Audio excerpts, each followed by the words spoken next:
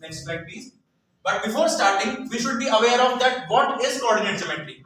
So I found this definition from Google, and according to Google, a system of geometry where the position of points on the plane is described using an ordered pair of number. Ordered pair of number का यहाँ पर मतलब ये है कि मेरे पास अगर एक नंबर का पेयर है, जैसे कि एग्जांपल 1,3, तो उस 1,3 पेयर के हेल्प से मैं बता सकूं कि एक प्लेन पर वो पॉइंट कहां पर लाई कर रहा होगा विद पिन पॉइंट एक्यूरेसी.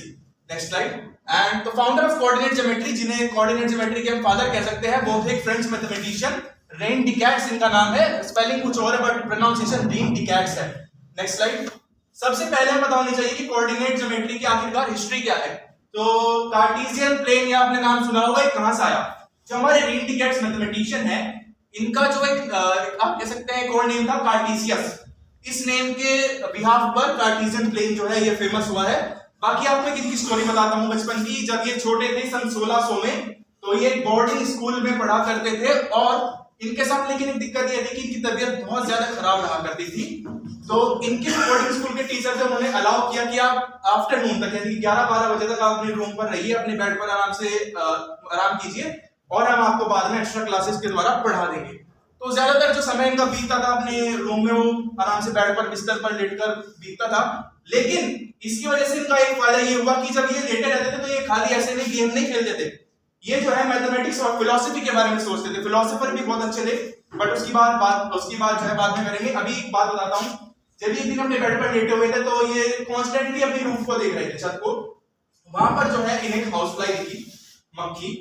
तो उन्होंने, इनके दिमाग में एक बात आई कि अगर मुझसे कोई यहाँ पर पूछे कि इसकी जो हाउस फ्लाई की जो पोजीशन है वो रूफ पर कहाँ है और मुझे पूरी एक्यूरेसी से उसकी लोकेशन बतानी है, तो मैं कैसे बताऊंगा.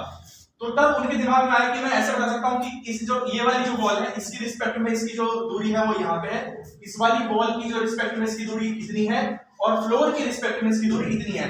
तो यहाँ पर 3 डायमेंशंस के अंदर मैंने उसकी पिन पॉइंट एक्यूरेसी से जो है उसकी लोकेशन बता दी. आगे प्लीज. यहाँ पर कोऑर्डिनेट प्लेन हमारे पास होता है. कोऑर्डिनेट प्लेन हमारे पास 2 एक्सिस होती हैं, y एक्सिस, एक एक्सिस. बहुत बेसिक चीज है. आगे चलिए.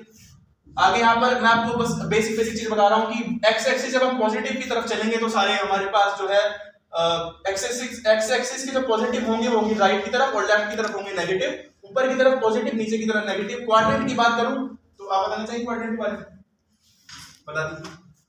तो हमारे पास 4 तरह के कोऑर्डिनेट होते हैं. फर्स्ट, सबको पता है. Third, fourth. बता सकते हो.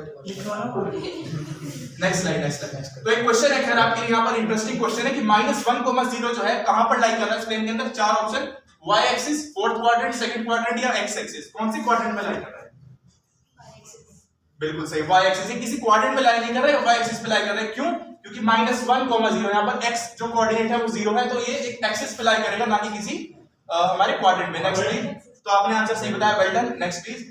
यहाँ पर हम आते हैं, जल्दी इक्वेशंस की बात कर लेते हैं कि लाइन की हमारे पास जनरल फॉर्म होती है ax + by + c. c यहाँ पर इंटरसेप्ट होती है, slope intercept form y = mx + c. थोड़ा और एक्सप्लेन करूंगा अभी आगे. नेक्स्ट स्लाइड पर आ जाइए.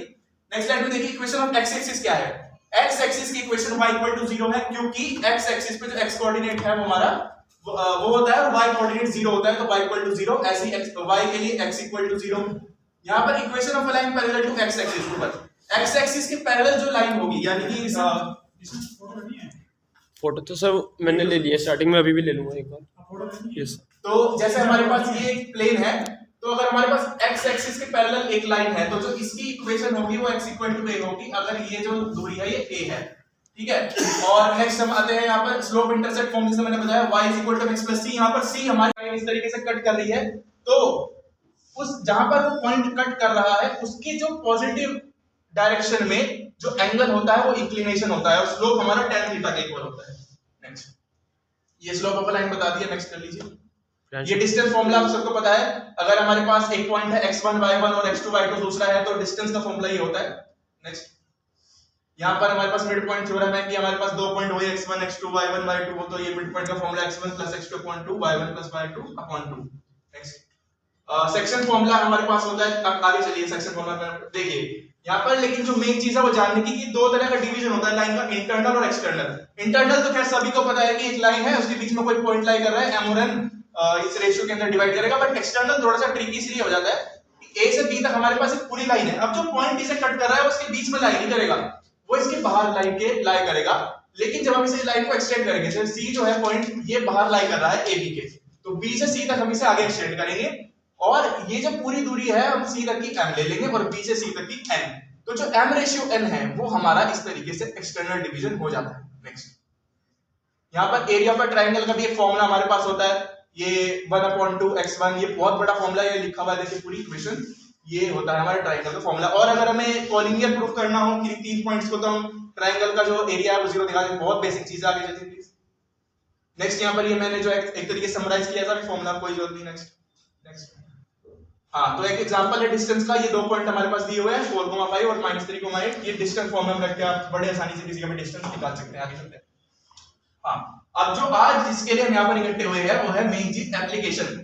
फॉर्मूले तो थोड़ा ऐसे ही बता दिए मैंने। एप्लीकेशन मेन चीज है। एप्लीकेशन क्या है कि हम किसी भी चीज की डेप्थ जो पोजीशन है वो डिस्क्राइब कर सकते हैं। हाउस का एक एग्जांपल दिया था, एक एग्जांपल और दूंगा। हमारे पास एक डस्टर है, डस्टर मैंने यहाँ टेबल पर रख दिया।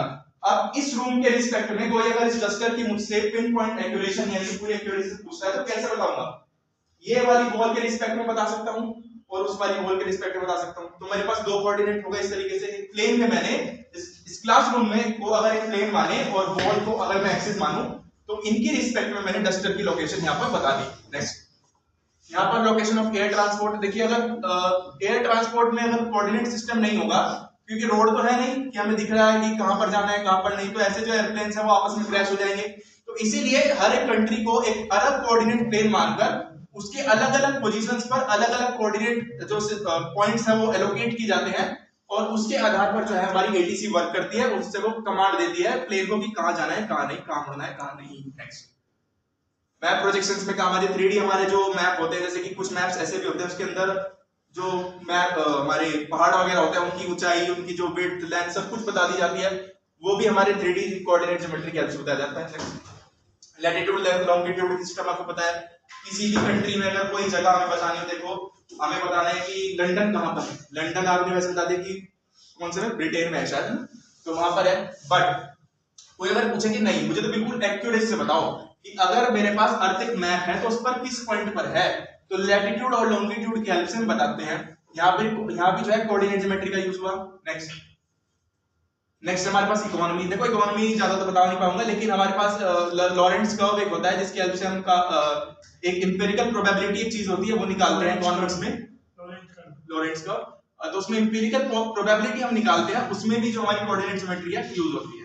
Next, military services. हाँ, ये बहुत इंपॉर्टेंट है। मिलिट्री सर्विसेज में से इंपॉर्टेंट है क्योंकि जो हमारे फाइटर जेट्स होते हैं जब उन्हें कहीं भी एक्सप्लोजन करना हो तो कोऑर्डिनेट सिस्टम इसलिए इंपॉर्टेंट है कि अगर वो ऐसे ही कहीं भी बॉम्ब फेंक देंगे तो उनका बॉम्ब भी वेस्ट होगा, उनका टाइम भी वेस्ट होगा और वहां पर युद्ध में एक सेकंड कीमती है। तो वो जो वॉर जोन है उसको एक प्लेन मान करके उसको अलग अलग एक्सिस में डिवाइड करके हर एक पॉइंट को एक अलग पॉइंट मान के वहां पर हम उसको अपने एरोप्लेन को उस हिसाब से मूव करते हैं और अपने टारगेट को हम हिट कर सकते हैं। अभी सबके सॉफ्टवेयर बन चुके हैं। हाँ जी सर। तो लेकिन एप्लीकेशन तो कोऑर्डिनेट ज्योमेट्री ही है। तो ये आज का हमारा था। तो मैथमेटिक्स से सारी गया। Yes sir. So this was all for the application and this was all for the today's presentation. I hope आपको अच्छी लगी होगी। Thank you.